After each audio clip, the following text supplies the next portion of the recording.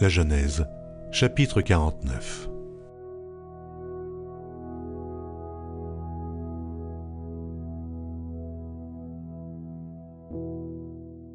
Jacob appela ses fils et dit « Assemblez-vous, et je vous annoncerai ce qui vous arrivera dans la suite des temps. Rassemblez-vous et écoutez, fils de Jacob, écoutez Israël, votre père. Ruben, toi, mon premier-né, ma force et les prémices de ma vigueur, supérieur en dignité et supérieur en puissance, impétueux comme les eaux, tu n'auras pas la prééminence, car tu es monté sur la couche de ton père. Tu as souillé ma couche en y montant. Siméon et Lévi sont frères, leurs glaives sont des instruments de violence. Que mon âme n'entre point dans leur conciliabule, que mon esprit ne s'unisse point à leur assemblée. Car dans leur colère, ils ont tué des hommes, et dans leur méchanceté, ils ont coupé les jarrets des taureaux. Maudite soit leur colère, car elle est violente, et leur fureur, car elle est cruelle. Je les séparerai dans Jacob, et je les disperserai dans Israël. Judas, tu recevras les hommages de tes frères. Ta main sera sur la nuque de tes ennemis. Les fils de ton père se prosterneront devant toi. Judas est un jeune lion. Tu reviens du carnage, mon fils. Il ploie les genoux. Il se couche comme un lion, comme une lionne. Qui le fera lever? Le sceptre ne s'éloignera point de Juda, ni le bâton souverain d'entre ses pieds, jusqu'à ce que vienne le Shilo, et que les peuples lui obéissent. Il attache à la vigne son âne, et au meilleur cep le petit de son ânesse. Il lave dans le vin son vêtement, et dans le sang des raisins son manteau. Il a les yeux rouges de vin, et les dents blanches de lait. Zabulon habitera sur la côte des mers. Il sera sur la côte des navires, et sa limite s'étendra du côté de Sidon. Issachar est un âne robuste, qui se couche dans les étables.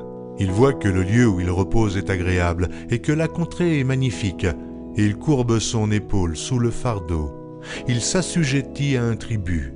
Dan jugera son peuple, comme l'une des tribus d'Israël. Dan sera un serpent sur le chemin, une vipère sur le sentier, mordant les talons du cheval pour que le cavalier tombe à la renverse. J'espère en ton secours, ô Éternel. Gad sera assailli par des bandes armées, mais il les assaillira et les poursuivra. Azer produit une nourriture excellente, il fournira les mets délicats des rois. Nephtali est une biche en liberté, il profère de belles paroles. Joseph est le rejeton d'un arbre fertile, le rejeton d'un arbre fertile près d'une source. Les branches s'élèvent au-dessus de la muraille. Ils l'ont provoqué, ils ont lancé des traits. Les archers l'ont poursuivi de leur haine. Mais son arc est demeuré ferme, et ses mains ont été fortifiées par les mains du puissant de Jacob. Il est aussi devenu le berger, le rocher d'Israël. C'est l'œuvre du Dieu de ton père qui t'aidera. C'est l'œuvre du Tout-Puissant qui te bénira. Des bénédictions des cieux en haut, des bénédictions des eaux en bas, des bénédictions des mamelles et du sein maternel. Les bénédictions de ton père s'élèvent au-dessus des bénédictions de mes pères, jusqu'à la cime des collines éternelles. Qu'elles soient sur la tête de Joseph, sur le sommet de la tête du prince de ses frères. Benjamin est un loup qui déchire. Le matin, il dévore la proie, et le soir, il partage le butin.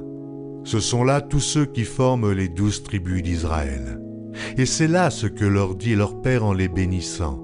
Il les bénit, chacun selon sa bénédiction. Puis il leur donna cet ordre. Je vais être recueilli auprès de mon peuple. Enterrez-moi avec mes pères, dans la caverne qui est au champ d'Éphron, le Héthien. Dans la caverne du champ de Macpéla, vis-à-vis de Mamré, dans le pays de Canaan. C'est le champ qu'Abraham a acheté d'Éphron le Héthien comme propriété sépulcrale. Là on a enterré Abraham et Sarah sa femme, là on a enterré Isaac et Rebecca sa femme, et là j'ai enterré Léa. Le champ et la caverne qui s'y trouvent ont été achetés des fils de Heth. Lorsque Jacob eut achevé de donner ses ordres à ses fils, il retira ses pieds dans le lit, il expira et fut recueilli auprès de son peuple.